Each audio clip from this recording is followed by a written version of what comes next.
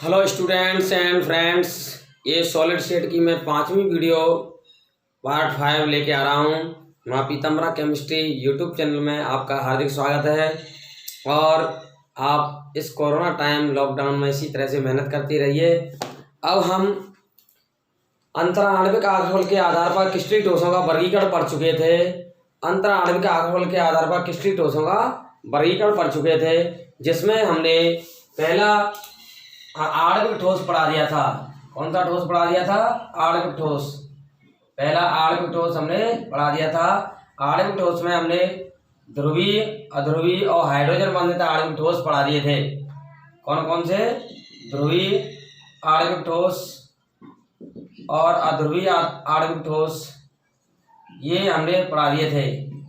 ध्रुवीय आणविक ठोस, अध्रुवीय आणविक ठोस और हाइड्रोजन बंधित आणविक ठोस, इनको हमने हाइड्रोजन बंधित आणविक ठोस, इनको हमने पहली वाली वीडियो में पढ़ा दिया था। पार्ट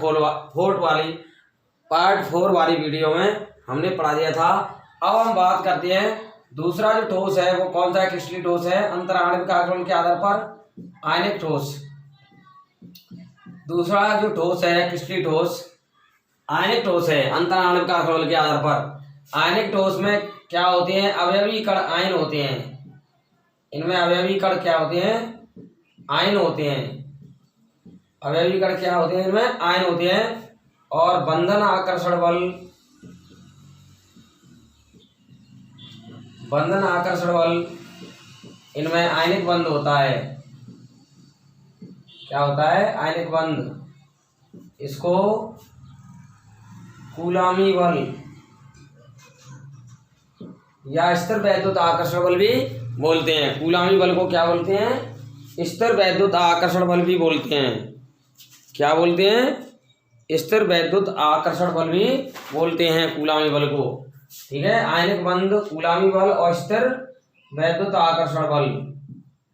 स्थिर वैद्युत आकर्षण बल भी बोलते हैं इसको। ठीक है, ये इनमें बंधन आकर्षण बल पाया जाता है।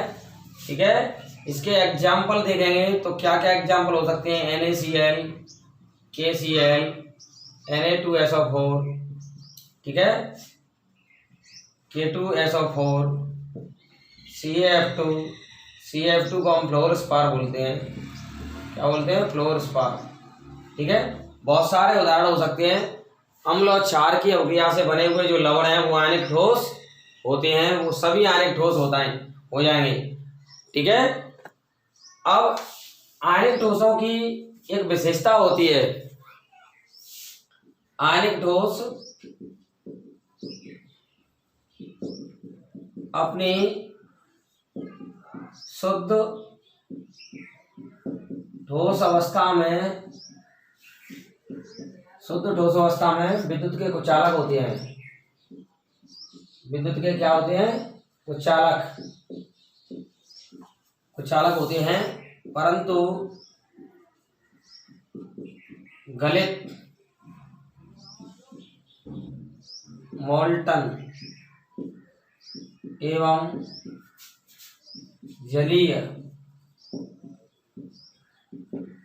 जलीय अवस्था, एक्वस स्टेट, जलीय अवस्था में विद्युत के सुचालक होते हैं। इसका मेन रीजन क्या है कि ठोस अवस्था में तो कोई इसका आयन स्वतंत्र नहीं होता, लेकिन गलित एवं जलीय अवस्था में इनके आयन स्वतंत्र हो जाते हैं। ठीक है, कारण क्या है?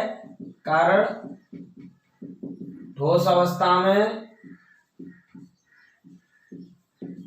कोई आयन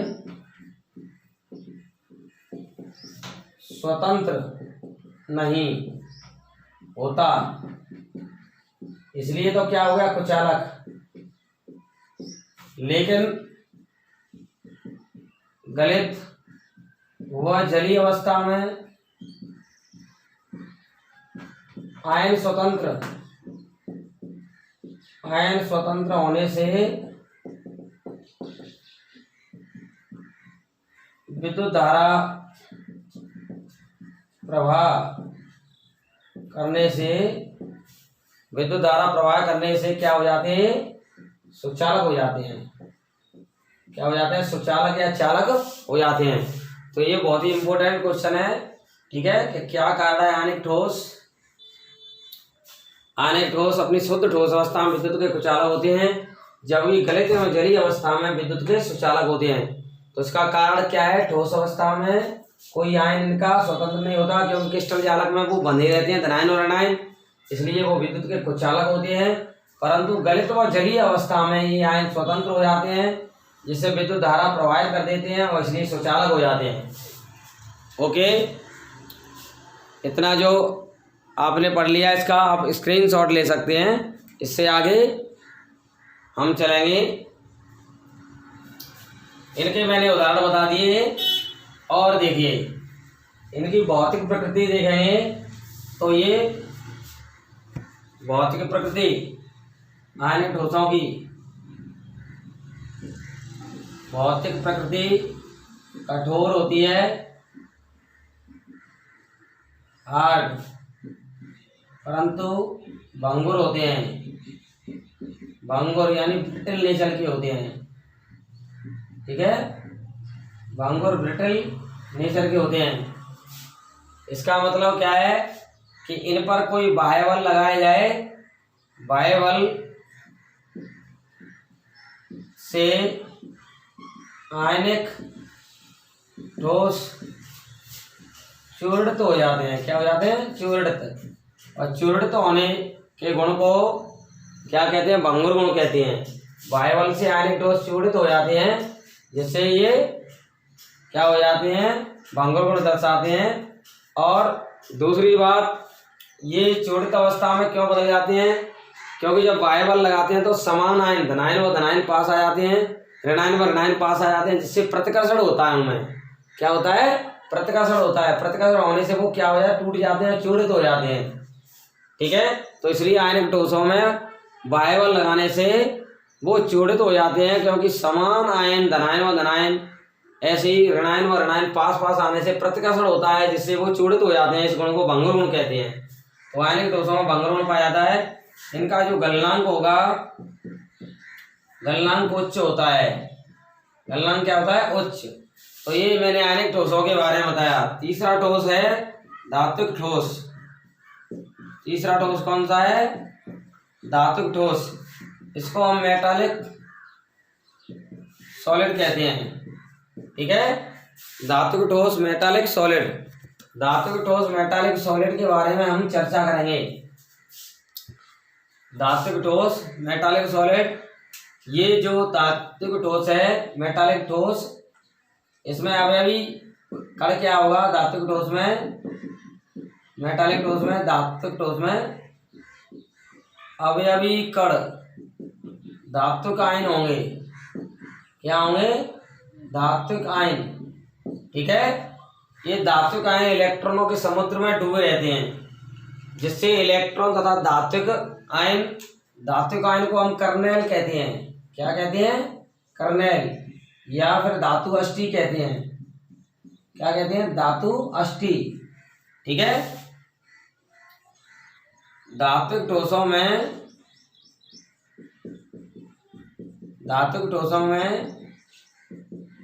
धातुक आयन को हम कर्नेल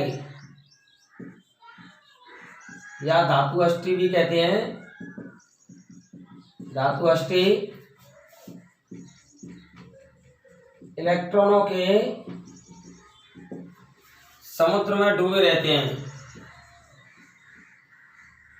समुद्र में डूबे रहते हैं, इलेक्ट्रॉनों के समुद्र में डूबे रहते हैं, जिससे धात्विक आयन व इलेक्ट्रॉनों के मध्य में आकर्षण बल, जिससे धात्विक आयन व इलेक्ट्रॉनों के मध्य आकर्षण बल से धात्विक बंध बनता है। क्या बनता है, धात्विक बंध बनता है। ठीक है, तो इनमें अंतर आणविक आकर्षण बल, जैसे इसका उदाहरण हम देख लें, इसका उदाहरण हम ये देख लें कि लिथियम धातु है, तो लिथियम धातु में Li प्लस और इलेक्ट्रॉन, Li प्लस और इलेक्ट्रॉन, Li प्लस और इलेक्ट्रॉन, इस तरह से ये सिस्टम पाया जाएगा। Electron Li plus, electron Li plus, फिर इलेक्ट्रॉन Li प्लस। कहने का मतलब ये है कि लिथियम का परमाणु क्रमांक कितना है, 3 है। बायकोष में 2 1 का विन्यास है। जब लिथियम में से 1 इलेक्ट्रॉन निकल जाता है तो इसके बायसीज कोष में 2 इलेक्ट्रॉन रह जाते हैं। ठीक है, इस लिथियम आयन को हम क्या बोलेंगे, हम इसको कर्नेल बोलेंगे। अब क्या बोलेंगे, कर्नेल। बायसीज इलेक्ट्रॉन निकलने से उत्कृष्ट गैस विन्यास हो जाए किसी आयन का तो वो धातु अष्टी या कर्नेल कहलाती है। क्या कहलाती है, धातु अष्टी या कर्नेल कहलाती है।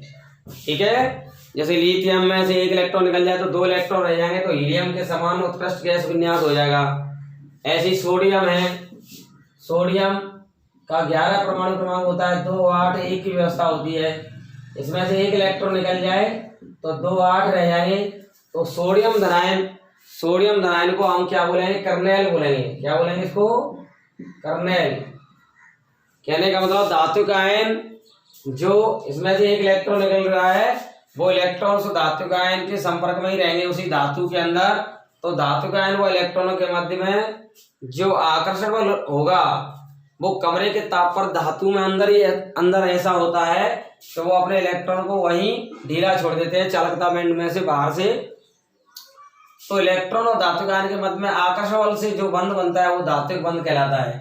तो ध्यान रखें, इसमें अंतर आयनिक आकर्षण बल, यानी इसमें धात्विक बंध यौगिकों में आकर्षण बल कौन सा होगा, वो धात्विक बंध होगा।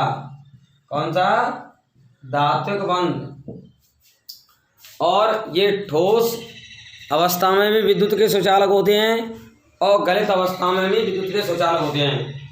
ठोस अवस्था में व गलित अवस्था में विद्युत के सुचालक होते हैं। ठोस अवस्था व गलित अवस्था में विद्युत के सुचालक होते हैं, विद्युत के सुचालक होते हैं।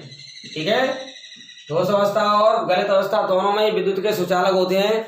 इसका मुख्य कारण क्या है, ठोस अवस्था में इनके संयोजकता बैंड के इलेक्ट्रॉन चालकता बैंड में आसानी से कमरे के ताप पर चले जाते हैं। संयोजकता बैंड के इलेक्ट्रॉन चालकता बैंड में आसानी से चले जाते हैं, तो इसलिए विद्युत धारा प्रवाहित हो जाती है।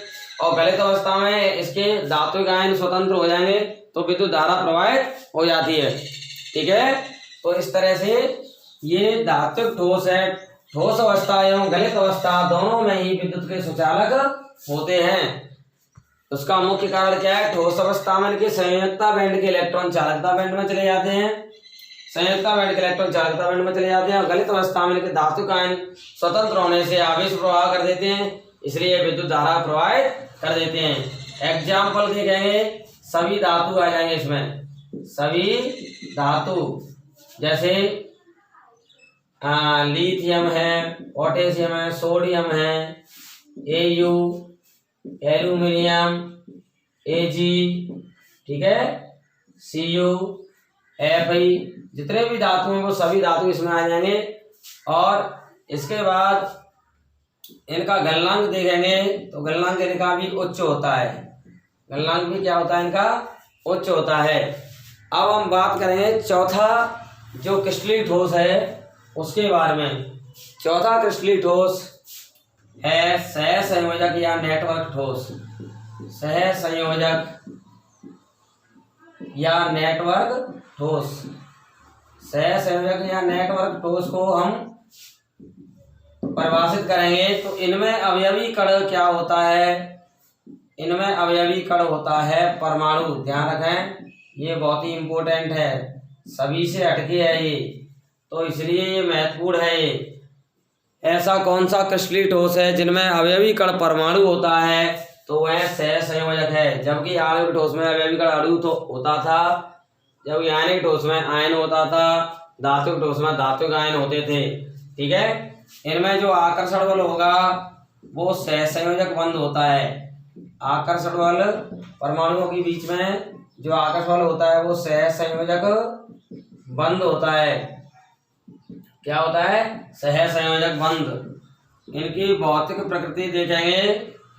भौतिक प्रकृति ये कठोर होती है। ठीक है, कठोर में कौन कौन से आ जाएंगे? हीरा। ठीक है, हीरा का सूत्र क्या होता है? सी। सिलिकॉन कार्बाइड आ जाएगा, SiC, silicon carbide, silicon carbide. ठीक है, एल्यूमिनियम नाइट्राइड आ जाएगा, Al, एल्यूमिनियम नाइट्राइड। ठीक है, बोरॉन नाइट्राइड आ जाएगा, बोरॉन नाइट्राइड। क्वार्ट्ज आ जाएगा, क्वार्ट्ज। क्वार्ट्ज, क्वार्ट्ज का सूत्र SiO2 होता है। क्या होता है? SiO2। ये कठोर भौतिक प्रकृति में आ जाएंगे, लेकिन इसमें एक अपवाद भी है। वो अपवाद क्या है? ग्रेफाइट। ठीक है, ग्रेफाइट कैसा होता है? मुलायम होता है, मुलायम। मुलायम प्रकृति का कौन होता है? ग्रेफाइट। ओके, तो इसका भी कारण बताएंगे कि हीरा कठोर होता है और ग्रेफाइट मुलायम होता है, उसका भी कारण अभी बताएंगे। और इसके बाद इनकी देखेंगे वैद्युत चालकता। वैद्युत चालकता, वैद्युत चालकता देखेंगे तो जो कठोर प्रकृति के थे ये सभी विद्युत के कुचालक होते हैं। ये सब क्या होते हैं? जो कठोर प्रकृति के हैं वे सब विद्युत के कुचालक होते हैं, जबकि ग्रेफाइट कैसा होता है? विद्युत के सुचालक। कठोर प्रकृति के सहसंयोजक ठोस विद्युत रोधी। विद्युत रोधी का मतलब विद्युत के कुचालक होते हैं। क्यों होते हैं? क्योंकि इसमें कोई इलेक्ट्रॉन स्वतंत्र नहीं होता। लेकिन मुलायम प्रकृति ग्रेफाइट, मुलायम प्रकृति का ग्रेफाइट क्या होता है? विद्युत का सुचालक होता है। क्या होता है? विद्युत का सुचालक होता है। ठीक है, विद्युत का क्या होता है? सुचालक। अब हम देखेंगे कि इनके गलनांक कैसे होते हैं। तो गलनांक इनके भी उच्च होते हैं। गलनांक इनके भी क्या होते हैं? उच्च होते हैं। ओके, अब इनमें प्रश्न बनता है कि क्या कारण है हीरा कठोर होता है? क्या कारण है? क्या कारण है कि हीरा कठोर होता है तथा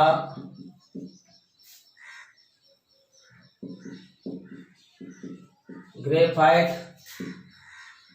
मुलायम?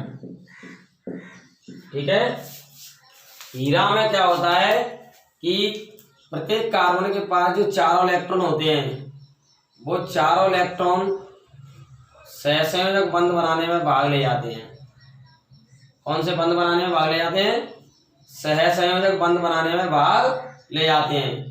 ठीक है, कौन सा बंध बनाने में भाग ले जाते हैं? सहसंयोजक बंध बनाने में भाग ले जाते हैं। चारों इलेक्ट्रॉन कौन से बंध बनाने में भाग ले जाते हैं? सहसंयोजक बंध बनाने में भाग ले जाते हैं हीरा में। ठीक है, इस तरह से प्रत्येक कार्बन के पास जो चारों इलेक्ट्रॉन है वो सहसंयोजक बंध बनाने में भाग ले जाते हैं। ये प्रक्रिया चलती है किसमें? हीरा में।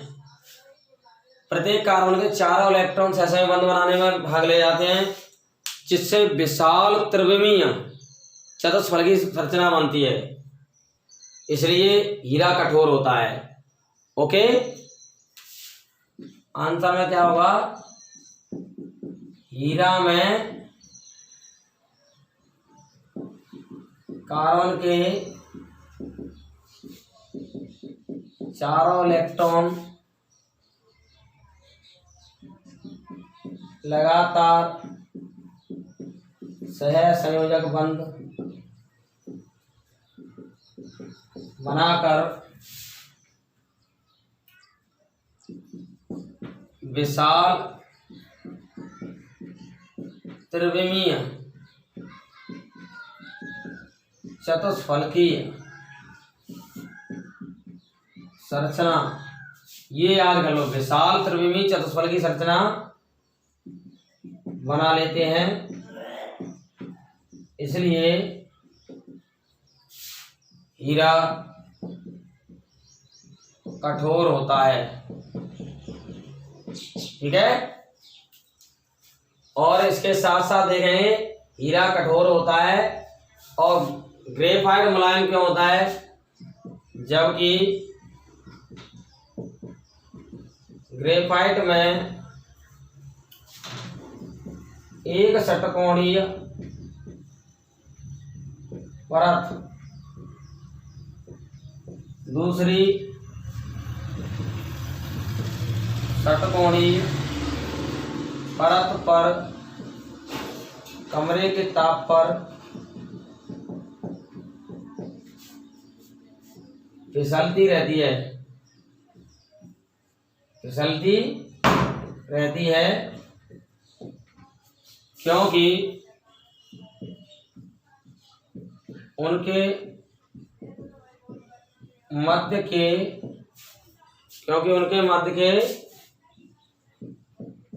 दुर्बल वान डर वाल्स आकर्षण बल कमरे के ताप पर टूटते रहते हैं।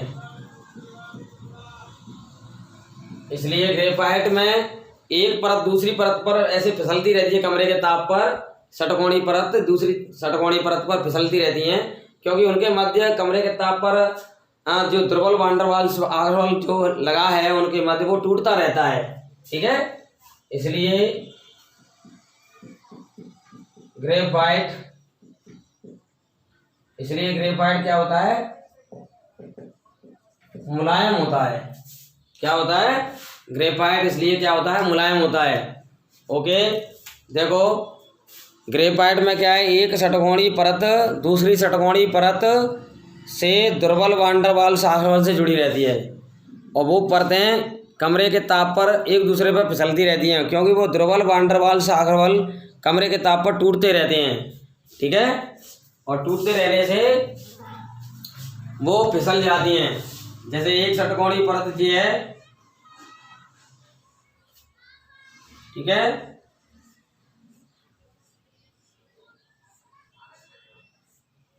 इस तरह से एक षटकोणीय परत ये हो गई, ऐसे एक और षटकोणीय परत यहां नीचे हो जाएगी।